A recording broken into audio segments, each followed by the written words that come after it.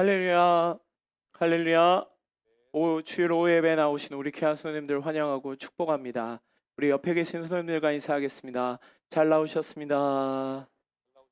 우리 한 번 더 인사할까요? 크신 은혜 받으십시오. 하나님의 풍성한 은혜가 임하는 귀한 시간 되길 소망합니다. 우리가 살다 보면 때로 원하든 원하지 않든 절망과 낙담을 해야 할 만큼 어려운 상황에 처할 때가 종종 있습니다.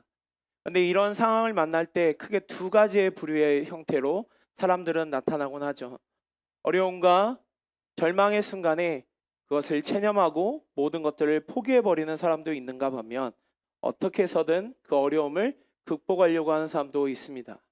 그런데 후자에 대해는 어떻게든 그것을 극복하려고 하는 사람들의 모습을 살펴보면 그것을 위해서 다양한 방법들을 사용하죠. 돈이나 명예나 아니면 친구들의 찬스 등 수많은 것들을 사용함으로써 그것들을 해결하려고 합니다. 하지만 그것은 곧 한계에 부딪히죠. 반면에 우리 그리스도인들에게는 세상이 알지 못하는 크고 비밀한 일이 있습니다. 우리는 그 어떤 상황 가운데서도 하나님이 우리와 함께 하신다는 사실을 알고 있습니다. 그러기에 우리는 어떠한 절망과 체념의 순간 가운데서도 포기하지 아니하고 주님을 바라보며 나아갈 수 있는 것이죠. 오늘 우리가 함께 본 말씀 에레미야 29장의 말씀은 바벨론에 의하여 나라가 멸망하고 포로로 끌려간 이스라엘들에게 보낸 편지입니다. 유대 백성들은 뜻하지 않는, 아니 상상도 못할 바벨론이라는 엄청난 나라에 의하여 나라가 멸망하게 되고 포로로 끌려가게 되죠. 당시 이들의 마음은 매우 체념과 절망과 그리고 낙담의 순간만 가득했습니다. 당시 이 바벨론은 엄청난 신흥 강국으로서 또 강력하다고 말했던 아수르를 무찌르고 저 그 땅들을 정복합니다.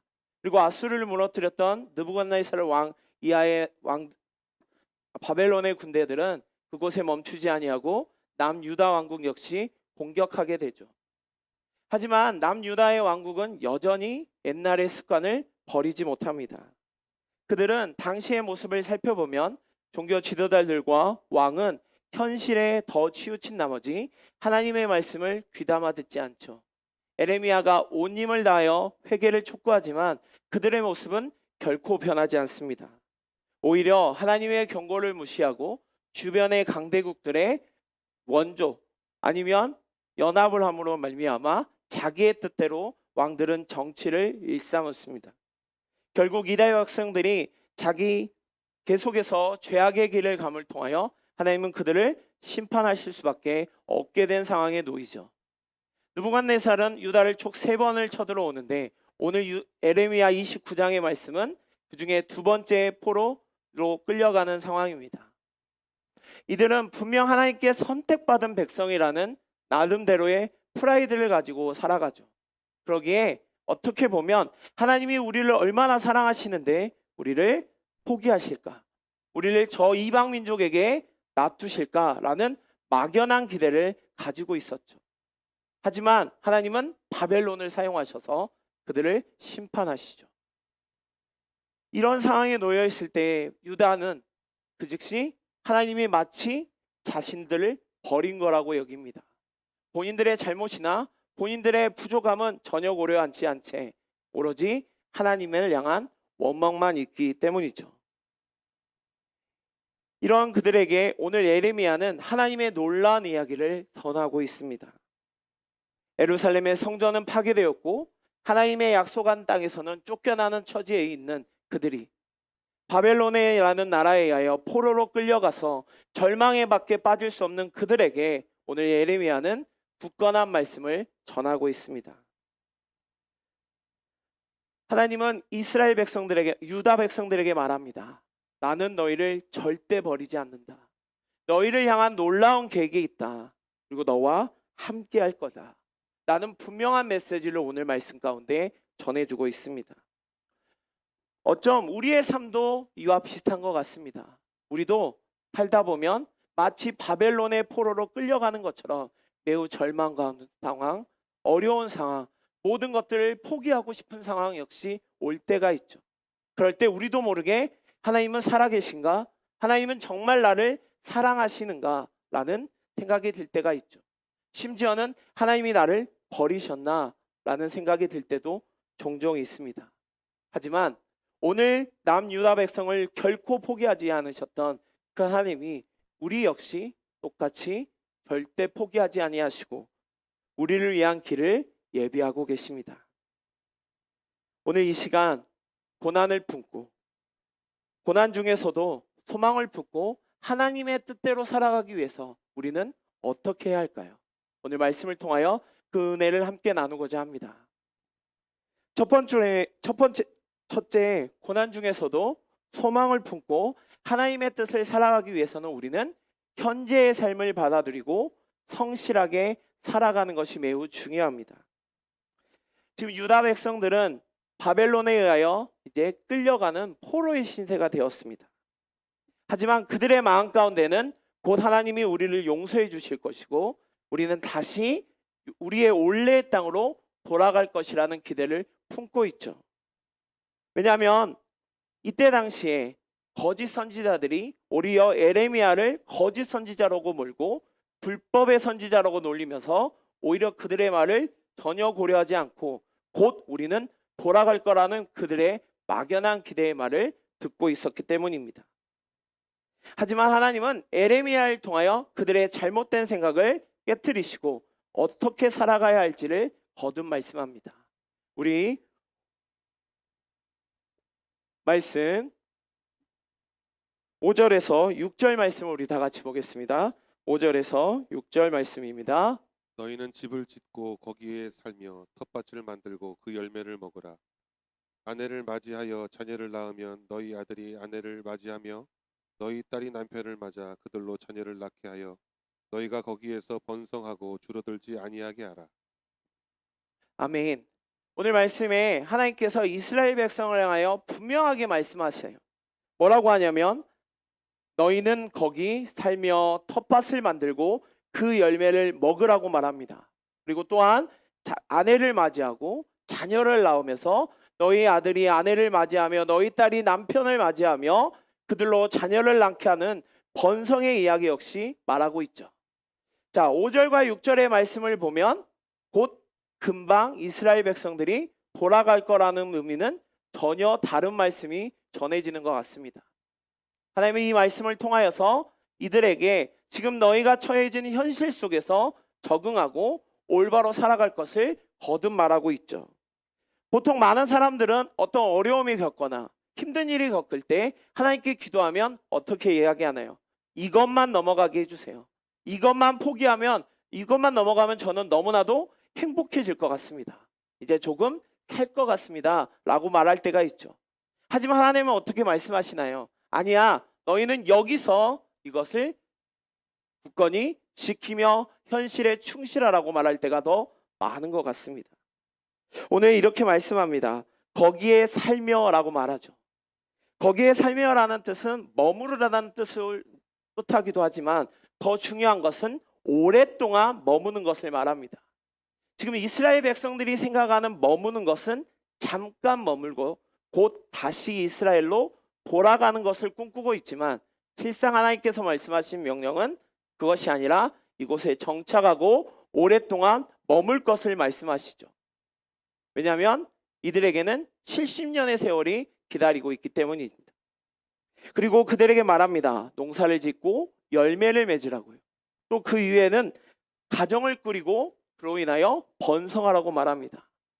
그들로 하여금 이곳에서 잘 정착하여서 살도록 거듭 이야기하고 있죠. 심지어는 7절 말씀에 보면 하나님께서 말씀하십니다. 너희는 내가 사로잡혀 가게 한 그 성읍의 평안을 구하고 그를 위하여 여호와께 기도하라고 말하고 있죠. 지금 이들은 바벨론이라는 나라에 의하여 포로로 끌려갔습니다. 그런데 하나님이 그곳에 위하여 기도하라고 말하고 있죠. 어쩜 자기들을 포로로 끌고 가는 원수와 같은 바벨론을 향하여 하나님은 기도하라고 하고 있습니다. 이것은 이 유대 백성들에게는 납득이 안 될 만큼 매우 불쾌하게 느껴질 말일 수도 있습니다. 하지만 분명한 것은 하나님은 바벨론의 백성이 아닌 바로 유다 백성들, 포로로 끌려간 그들을 향해 분명한 메시지를 가지고 계십니다. 왜냐하면 그곳 가운데 만약에 뭔가 분쟁이 일어나고 어려움이 처하게 되면 결국 누군가 힘들게 되는데 그것이 바로 유다 백성들이기 때문이죠. 그러기에 하나님은 그곳에서 잘 정착하여서 하나님의 뜻 가운데 하나님의 은혜 가운데 나아가기 위하여 기도하라고 말하고 있습니다. 사랑하는 성도 여러분, 우리는 때때로 자신이 원하지 않는 환경에서 놓여 있을 때 대부분 어떻게 구하시나요? 하나님, 여기만 벗어나게 해주세요. 하나님, 다시 원래 내가 편한 자리로 인도해 주세요. 그리고 그것을 기다립니다. 하지만 하나님이 원하시는 모습은 오히려 그와 반대로 여기에서 너희가 적응해라. 여기서 너희가 정착하여서 하나님의 뜻 가운데 나아가라고 말씀하실 때가 더 많다는 것이죠. 바벨론에서 집을 짓고 농사를 짓고 가정을 꾸리고 아내와 아이들을 낳음을 통하여 번성하라고 말씀하시는 것처럼 그 말씀이 오늘 우리에게도 동일하게 적용된다는 것이죠. 어떤 우리는 고난이라는 상황에 처해 있을 때 하나님을 향한 소망의 삶을 풀기를 원하지만 그곳 속에서도 끊임없이 현실이 아닌 더 다른, 아니 또 다른 이상에 더 치우칠 때가 많다는 것이죠. 오늘 유대 백성들에게 하나님은 말씀하십니다. 너희의 뜻과 너희의 생각이 아닌 나의 뜻, 하나님의 뜻을 쫓아 나아가라고 말하죠. 하나님은 분명하게 약속하십니다. 이후 바벨론의 포로에서 70년 후에 다시 돌아갈 것을. 하지만 사람들은 당장에 보이는 현실에 더 치우친 나머지 하나님을 향한 소망의 뜻을 저기다 버려두는 경우가 많다는 것이죠. 사랑하는 성도 여러분, 오늘 우리의 모습은 어떻습니까? 우리 역시 때로는 바벨론과 같은, 바벨론의 포로와 같은 어려움이 처할 때가 분명히 있습니다. 그런데 그런 상황에 놓여 있을 때마다 우리는 이렇게 기도하지는 않으셨습니까? 하나님, 이 상황만, 이 어려운 상황만 해결해 주십시오. 그러면 제가 더 주를 위하여 일하겠습니다. 더 주님의 뜻 가운데 나아가겠습니다. 라고 말하며 하나님의 뜻은 안중에 두지도 않은 채 내 뜻과 내 이상만을 바라보고 나아가고 계시지는 않습니까? 사랑하는 성도 여러분, 우리는 오늘 귀한 말씀을 기억하기를 원합니다. 하나님이 원하시는 모습, 하나님의 그 뜻하시는 바는 그것이 아니라 바로 우리가 우리에게 주어진 환경에 맞추어 주님을 더욱 쫓아 나아가며 주님이 바라는, 아니 주님이 원하시는 그 뜻을 더 바라고 계시는 그 주님을 더욱 의지하기를 소망합니다. 현재의 삶을 받아들이고 우리의 위치에서 성실하게 살아가는 것, 그것이야말로 어쩜 우리가 고난 가운데 어려운 가운데 놓여 있을 때 참된 소망의 삶, 하나님을 품은 하나님과 함께하는 거룩한 삶이 될 줄 믿습니다. 사랑하는 성도 여러분, 우리 매 순간마다 우리의 맡은 자리에서 각자의 역할을 최선을 다하여 나아가길 소망합니다. 내가 더 드러나고 내가 더 높아지고 나의 뜻을 쫓아 나아가는 삶이 아니라 어떤 상황 속에서도 하나님께서 원하시는, 하나님께서 바라시는 우리의 자리에 충실히 온전히 나아가는 것, 그것이야말로 우리의 삶 가운데 소망의 삶을 살아가는 모습일 줄 믿습니다. 매 순간순간마다 있는 자리에서 최선을 다하여 나아가는 우리 귀한 성도님들 되시기를 소망합니다. 두 번째로, 고난 중에서도 우리가 소망을 품고 하나님의 뜻을 살아가는 것은 더욱 우리가 하나님의 말씀을 신뢰하는 것입니다. 사회가 혼란하고 어려울수록 우리는 온갖 유혹에 쉽게 넘어가는 것을 보게 됩니다. 바벨론의 포로 생활에 끌려갔던 유대 백성들 역시 마찬가지였죠. 지금 그들의 상황은 절망의 상황, 낙담의 상황, 너무나도 어려운 상황이었습니다. 하지만 그들에게 가장 좋은 말은 뭘까요? 아니야, 너희를 향한 하나님의 뜻이 분명히 있어. 그러기에 곧 너희는 이 바벨론이라는 포로에서 벗어나서 다시 하나님의 약속의 땅으로 돌아갈 거야 라는 그 말이 아닐까요? 아니, 우리의 삶 가운데 한번 생각해 볼까요? 우리가 너무나도 힘든 상황에 처해 있을 때 하나님이 옆에 있는 분들이 이렇게 얘기하며 어떤 의미가 들까요?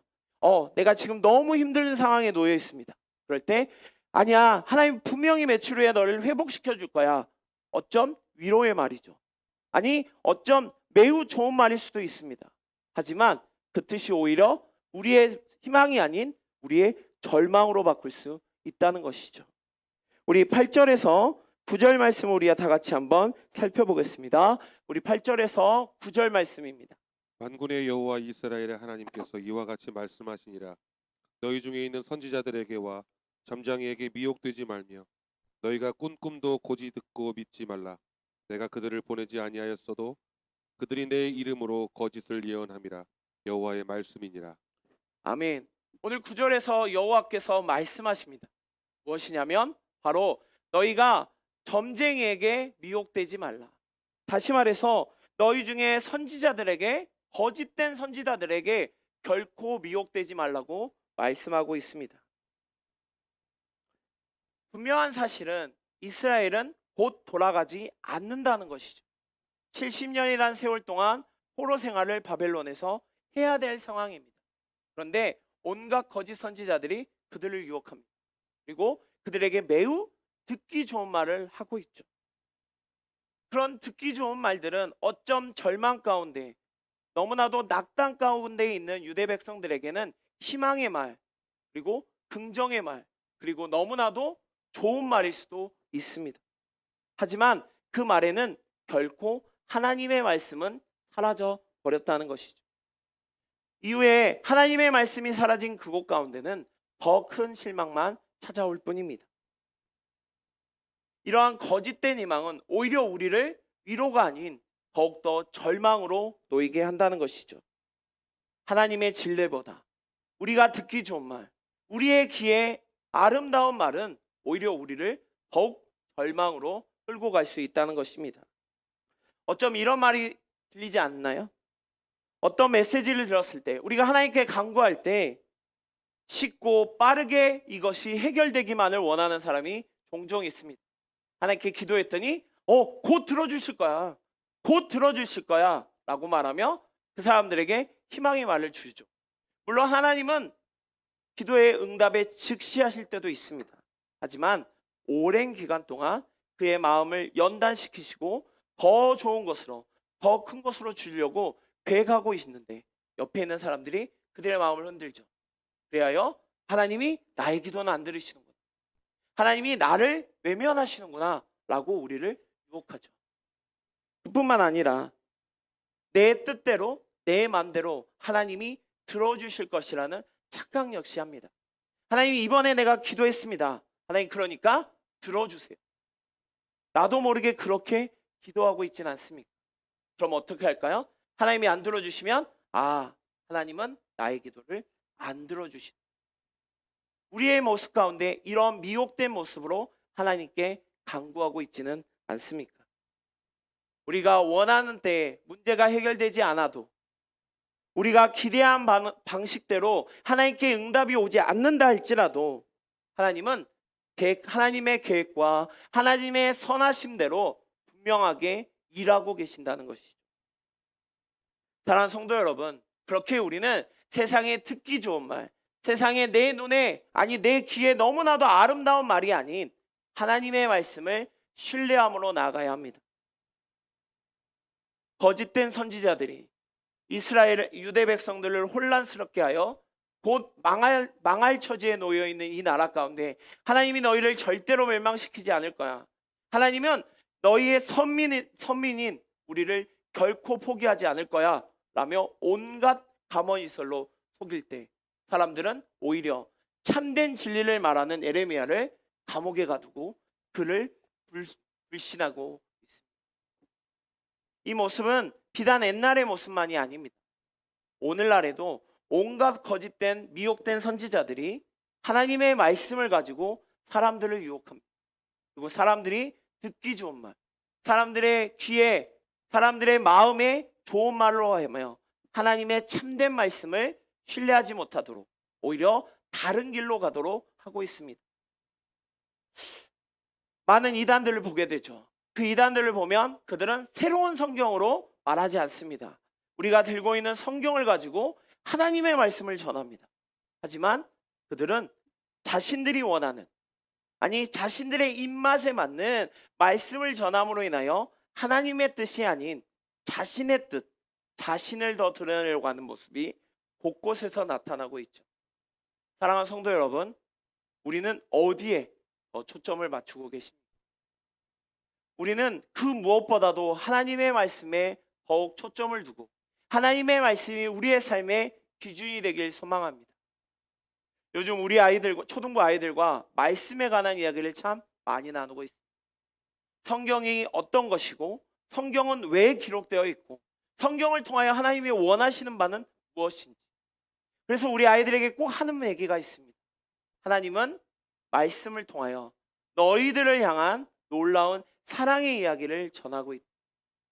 어쩜 하나님이 원하시는, 하나님의 더욱더 신뢰하는 모습은 바로 이것인 것 같습니다. 우리의 귀에 듣기 좋은, 우리의 삶 가운데 편안하기 위하여 듣기 위한 말씀이 아니라 하나님의 뜻을 알고 하나님의 분명한 의미를 알고 그 말씀에 신뢰함으로 나아가는 것, 말씀을 신뢰함으로 나아가는 것, 그것이야말로 하나님이 원하시는 우리의 모습인 줄 믿습니다. 고난 가운데서 저희가 절망하지 않고 포기하지 아니하고 소망을 품고 나아갈 수 있는 가장 큰 이유는 바로 우리가 말씀을 의지하고 말씀을 신뢰하기 때문입니다. 우리 삶 가운데 매 순간순간마다 역사하시는, 말씀을 통하여 들려주시는 그 하나님의 말씀을 더욱 신뢰하며 온전히 나아가는 우리 귀한 성도님들 되시기를 간절히 소망합니다. 세 번째로, 우리가 고난 가운데서도 결코 포기하지 아니하고 소망을 품고 하나님의 뜻을 쫓아 나아갈 수 있는 것은 바로 우리에게 하나님의 계획을 믿고 소망을 품고 나아갈 수 있기 때문입니다. 하나님은 분명 우리에게 소망을 주셨습니다. 절망 가운데 낙담한 차지에 놓여 있는 그들에게 하나님은 약속하시죠. 오늘 예레미야 29장 10절에서 하나님은 이 절망과 낙담에 처해 있는 그들에게 분명하게 말씀하십니다. 우리 다 같이 예레미야 29장 10절 말씀을 함께 보겠습니다. 여호와께서 이와 같이 말씀하시니라. 바벨론에서 70년이 차면 내가 너희를 돌보고 나의 선한 말을 너희에게 성취하여 너희를 이곳으로 돌아오게 하리라. 아멘. 지금 여호와께서 말씀하시죠. 하나님께서 분명하게 말씀하십니다. 어쩜 1, 2년에는 곧 돌아올 거라는 희망을 품었던 그들이 5년이 지나고 10년이 지나고 20년이 지난 순간 나도 모르게 내가 영원히 여기서 거해야 하겠구나, 하나님은 정말 나를 버리셨구나 라고 느낄 때가 있었던 것이죠. 그런데 그들에게 하나님은 분명하게 약속하십니다. 바벨론의 포로 생활은 분명 70년이 되면 끝나고 다시 돌아올 것이라는 것이죠. 하나님은 절망 속에 있는 처들을 통하여 놀라운 선하신 계획을 가지고 계신 것입니다. 이것이 바로 하나님의 주권적인 역사이죠. 우리는 분명 살다 보면 마치 바벨론인 것처럼, 바벨론의 포로 생활인 것처럼 우리가 처해 있을 때 나도 모르게 하나님이 나의 뜻을 듣지 않으시는구나, 그로 인하여 이 생활은 영원히 가겠구나, 그러면 나는 포기해야겠구나 라고 느끼고 있지는 않습니다. 아니, 나도 모르게 아니야 나는 그런 마음이 전혀 없어 라고 말하면서도 나도 모르게 나의 마음 가운데 그런 마음이 들고 있지는 않습니다. 하지만 하나님은 오히려 우리의 절망 가운데, 우리의 고난 가운데 분명한 하나님의 선하신 계획을 품고 있다는 것이죠. 사랑하는 성도 여러분, 하나님의 생각은 우리의 생각과 분명하게 다릅니다. 오늘 11절 말씀에 이렇게 말씀합니다. 여호와의 말씀이니라. 너희를 향한 나의 생각을 내가 아나니 평안이요 재앙이 아니라 너희에게 미래와 희망을 주는 것이라. 어쩜 혼란한 시대 속일수록, 어려운 시대에 있을수록, 난국이라고 말하는 시대일수록 우리는 우리를 향한 하나님의 뜻을 외면해버리기 일쑤인 것 같습니다. 왜냐하면 현실이, 처해지는 상황이 우리로 하여금 그것에 순응하고 결국 많은 것들을 포기하게 만들어버리기 때문이죠. 하지만 하나님은 분명하게 약속하십니다. 오늘 11절 말씀 가운데 너희를 향한 나의 생각은 평안이지 결코 재앙이 아니다. 너희에게 미래와 희망을 주겠다고 약속하신 것이죠. 사랑하는 성도 여러분, 오늘 우리의 말씀 가운데 다시 한번 기억하기 원할 것은 하나님은 오히려 우리의 고난 가운데, 우리의 어려움 가운데 더욱 하나님의 놀라운 일들을 행하여 나가신다는 것이죠. 유대 백성들이 바벨론이라는 나라에 의하여 포로로 끌려가서 절망하고 모든 것들을 포기하고 이제는 그곳에서 포로된 생활에서 적응하고 순응하고 그로 인하여 모든 것들을 내려놓은 과정 가운데 하나님 역시 잊어버릴 수밖에 없는 상황 가운데 하나님은 말씀하시죠. 내가 너희를 결코 포기하지 않는다. 내가 너희에게 내리는 이것은 너희를 향한 재앙이 아니라 오히려 너희를 향한 평안이다. 너희에게 미래와 희망을 주는 것이다 라고 말하고 있는 것입니다. 사랑하는 성도 여러분, 오늘 말씀 가운데 말씀하시죠. 12절에서 13절 말씀에 보면 너희가 내게 부르짖으면 와서 내게 기도하면 내가 너희들의 기도를 들을 것이요 너희가 온 마음으로 나를 구하면 나를 찾을 것이요 나를 만나리라 라고 말씀합니다. 우리가 주님을 찾고 주님을 의지하고 주님을 나아갈 때 주님은 반드시 우리를 만나 주십니다. 현실에 상황에 나도 모르게 치우쳐서 하나님을 외면하는 순간 우리는 더 깊은 절망으로 더 깊은 어둠으로밖에 빠질 수 없습니다. 사랑하는 성도 여러분, 혹여나 원하지 않지만 고난이라는 상황이 찾아왔을 때 우리는 그곳에 그 현실에 그 상황에 순응하는 것이 아니라 더욱 하나님만을 바라보길 소망합니다. 하나님을 바라보고 나아갈 때마다 하나님은 분명하게 약속하십니다. 반드시 너희와 함께하겠다.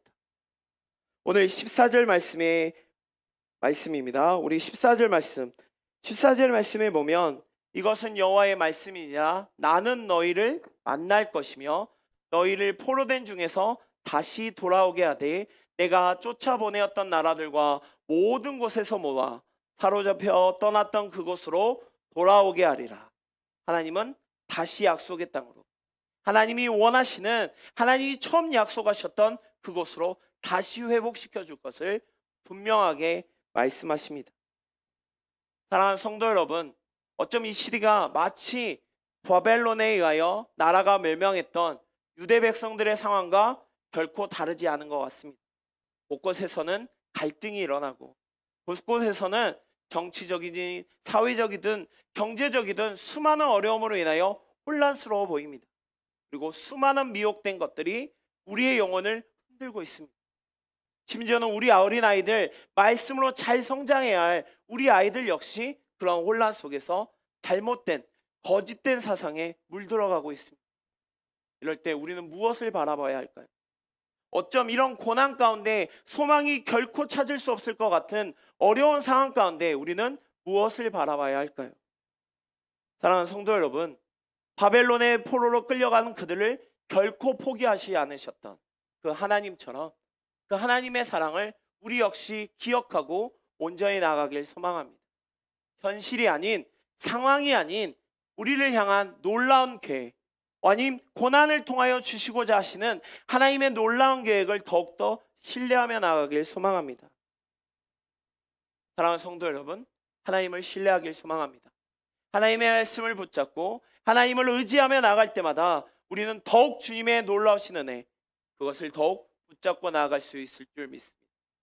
사랑하는 성도 여러분, 특별히 이번 소망 권사의 헌신 예배를 맞아서 우리의 마음 가운데 더욱 하나님을 향한 산 소망을 품길 소망합니다. 세상을 향한 소망이 아닌 하나님을 향한 소망, 하나님께서 우리에게 주고자 하시는 산 소망을 품는 우리 귀한 성도님 되시기를 간절히 소망합니다. 우리 이 시간 기도하겠습니다.